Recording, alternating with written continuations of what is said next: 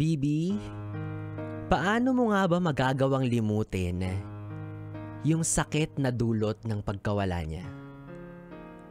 Yung taong matagal mong nakasama na habang buhay, alam mong hindi mo na makakasama pa.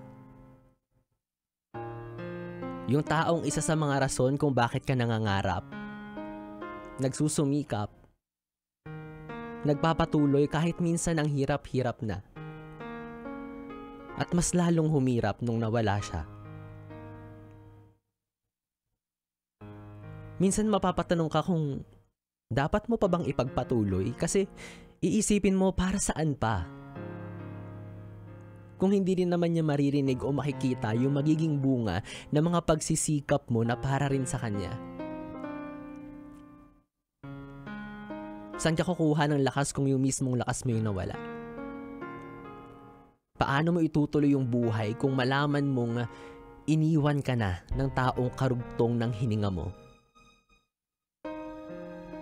Pero sa sandaling tumingala ka sa langit, magkakaroon ka ng pag-asa habang ini-imagine mo yung ngiti niya na para bang sinasabi sa'yo na tuloy mo lang. Masaya ako para sa'yo. Proud ako kung nasan ka man ngayon.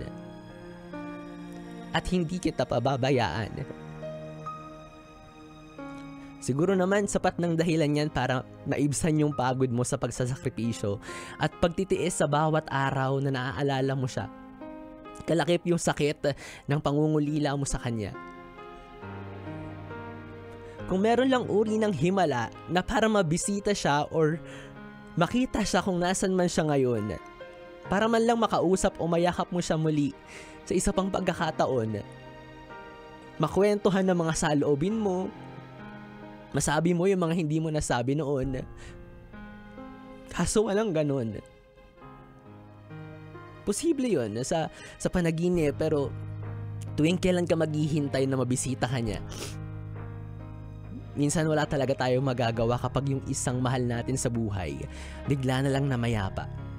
Literal na titigil yung mundo mo. Pero ipapaalala ko sa'yo na hindi titigil ang mundo ng lahat. Hindi titigil ang mundo para sa'yo. At panigurado na gugustuhin rin ng tao na yan na magpatuloy ka kahit masakit o mahirap. At kung may isang magandang bagay man na pwede mong gawin para ipatuloy mong maipakita sa kanya yung pagmamahal mo, yun siguro yung isabuhay mo, yung mga natutunan mo sa kanya nung nabubuhay pa siya. At pangalagaan mo yung sarili mo sa paraan na kung paano kanya iningatan.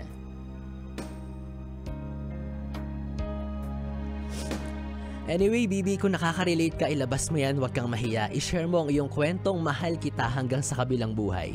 At isend mo yan sa aking Facebook Messenger, DJ B-Boy Bibo, DJ B-I-B-O-Y, B-I-B-O. At maya-maya ay sabay-sabay natin niyang pakinggan at pag-usapan. Na muli ako ang Bibi mo sa radyo, DJ B-Boy Bibo. Pwede mong makatabi hanggang mamayang alas 12 ng gabi para pa rin sa ating Bibi Time.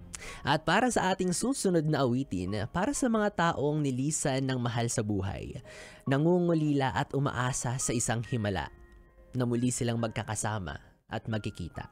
Here's Katrina Velarde with her song, Isang Himala. Hatid sa inyo ng 101.1, Yes, the best.